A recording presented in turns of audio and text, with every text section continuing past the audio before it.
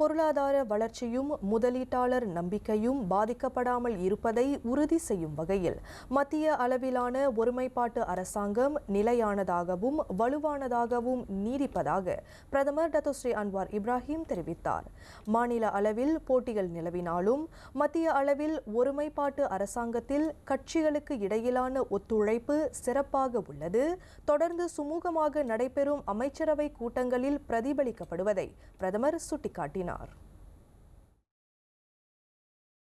Di peringkat negeri, di peringkat pusat belum lagi.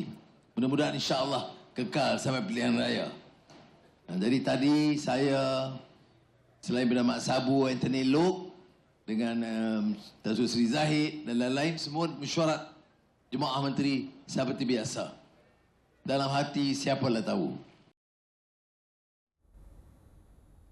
இத்தவணைக்கான பதவியேற்பு நடைபெற்று 5 ஆண்டுகள் முழுமையடையாத நிலையில் நிலைத்தன்மையற்ற அரசியல் சூழல் காரணமாக 3 ஆண்டுகளுக்குள் நெகிரி செம்பிலான் மாநிலத்தில் தேர்தலை நடத்த வேண்டிய கட்டாயம் ஏற்பட்டுள்ளது. இருப்பினும் உள்கட்டமைப்பு திட்டங்கள், சமூக நலத் திட்டங்கள், தொகுதி மக்களுக்கான வீடமைப்பு திட்டங்கள், தமிழ் பள்ளிகளுக்கான நிதி, இளைஞர்களுக்கான வேலை வாய்ப்பு அனைத்திலும் நீலாய் தொகுதியை வளர்ச்சி பாதைக்கு இட்டுச் சென்றுள்ளதால் தமது சேவையின் மீது நம்பிக்கை கொண்ட மக்கள் நிச்சயம் தமக்கு வாக்களிப்பார்கள் என்று அத்தொகுதியில் 4வது தவணையாக போட்டியிடும் 41 வயதான ஜாசேகா வேட்பாளர் அருள்குமார் ஜம்புநாதன் தெரிவித்தார்.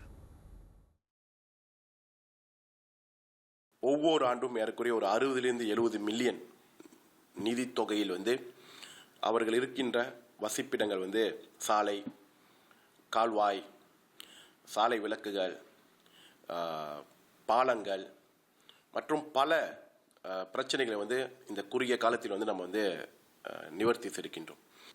பத்தாங்பனார் என்னும் இடத்தில் ஒரு பாலம், இந்த பாலத்தினால் ஒவ்வொரு நாளும் காலையிலும்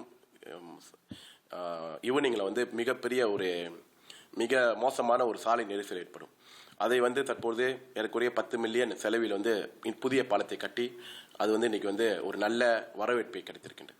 மேலும் நீலாய் தொகுதியின் கீழுள்ள மந்தின் வட்டாரத்திலும் வாங்கும் சக்திக்கு உட்பட்ட 792 தரை வீடுகளை அரசாங்கத்தின் துணையுடன் தாம் நிர்மாணித்து தந்துள்ளதாக அவர் கூறினார். குறிப்பாக நீலாய் வட்டாரத்தில் இன்னொரு ஒரு பிபிஆர் ஏறக்குறைய ஒரு 400 யூனிட் கொண்ட 117 மில்லியன் செலவில் கேபிகேத்தி மூலமாக ஒரு திட்டம் அடுத்த ஆண்டு ஆரம்பமாக உள்ளது. ஸோ இது நம்முடைய அடுத்த திட்டம். இதன் மூலம் ஏறக்குறைய 3 லட்சம் வெள்ளி மதிப்பில் உள்ள வீடுகள் வெறும் ஒரு 60,000 மில்லிக்கு விற்கப்படும். அல்லது மிக குறைந்த கட்டணத்தில் வாடகை விடப்படும். ஸோ ஒரு 400 குடும்பங்கள் வீடு இல்லாதவர்களுக்கு அந்த வீடுகளை நாம் ஏற்படுத்தி தர முடியும். நீலாய் தொகுதியில் B40 மற்றும் அதற்கும் குறைவான வருமானம் பெறுபவர்களும் சொந்த வீடு வாங்க வேண்டும் என்ற நோக்கில் அடுத்த ஆண்டு தொடக்கத்தில் இம்மேம்பாட்டு திட்டத்தை தொடங்க தாம் உத்தேசித்துள்ளதாகவும் அருள்குமார் தெரிவித்தார். இதை தவிர்த்து மழைக்காலத்தின் போது நீலாய் பட்டணத்தில் உயரும் வெள்ளத்தை களையும் நடவடிக்கையையும் மேற்கொண்டுள்ளதாக முன்னாள் ஆசிரியருமான அவர் குறிப்பிட்டார். இரண்டாவது ரஞ்சங்கன் திபத்தன் பஞ்சி சுங்காய் பத்தாங் லாபு ஆறு இந்த ஆர்டிபி ரஞ்சங்கன் திபத்தன் பஞ்சீர் அனுமதி, அதாவது நிதி ஏற்றுக்கொண்டு தற்போது அந்த வேலையும் நடந்து கொண்டிருக்கின்றது. அடுத்தது அந்த வெள்ள பிரச்சனையை குறைப்பதற்கு இன்னொரு காரணம் இங்கு டேச ஜாஸ்மீனில் இருக்கின்ற ஒரு கோலாம் தடான், அதாவது ஒரு நீர் சேமிக்கும் குளம். இது ஒரு 25 வருஷம் முன்னுக்கு உள்ளது.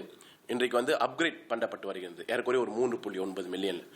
ஸோ இதுவும் அடுத்த ஒரு 2-3 ஆண்டுகள் பிடிக்கும் இதையும் முடிப்பதற்கு. 2013ஆம் ஆண்டு எதிர்க்கட்சி சட்டமன்ற உறுப்பினராக இருந்த காலகட்டத்தில் செய்ய முடியாத பல முயற்சிகளை, குறிப்பாக மக்களின் அடிப்படை பிரச்சினைகள், பாதுகாப்பு, ஆலயங்கள், தமிழ் பள்ளிகள், சமூக நல பிரச்சினைகள், வணிகர்கள் என்று ஏராளமான விவகாரங்களுக்கு 2018ஆம் ஆண்டிற்கு பிறகே மத்திய அரசாங்கத்தின் துணையோடு தாம் தீர்வு கண்டதையும் அருள்குமார் அருள்குமார் நினைவு கூர்ந்தார். இந்நிலையில் நீலாய் சட்டமன்றத்தை தற்காப்பதற்காக 4வது முறையாக போட்டியிடும் அருள்குமார் நடப்பு அரசாங்கத்தின் சார்பில் போட்டியிடும் வேட்பாளர்கள் வெற்றி பெற்றால் மட்டுமே மாநில அரசாங்கத்தோடு மத்திய அரசாங்கத்தின் ஒத்துழைப்பையும் கொண்டு அங்கு பல மேம்பாட்டு நடவடிக்கைகளை முன்னெடுக்க முடியும் என்று மாநில ஆட்சிக்குழு உறுப்பினருமாகிய அருள்குமார் தெரிவித்தார். இந்திய வாக்காளர்களுடைய வாக்கு எந்த ஒரு காலகட்டத்திலும் சிதறவிடக்கூடாது.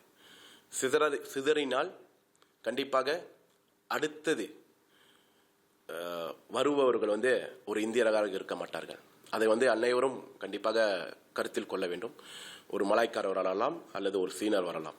இவர்கள் வந்தால் நான் செய்தது போல இந்தியர்களுக்கு செய்வார்களா என்ற அந்த ஒரு கேள்விக்குறி மிகவும் இருக்கின்றது. இதனிடையே நீலாய் சட்டமன்ற தொகுதியில் 42 விழுக்காடு மலாய் வாக்காளர்களும் 36 விழுக்காடு சீன வாக்காளர்களும் 22 விழுக்காடு அதாவது 10,000த்திற்கும் மேற்பட்ட இந்திய வாக்காளர்களும் உள்ளனர். இம்முறை அத்தொகுதியில் 5 முனை போட்டி நிலவுகிறது.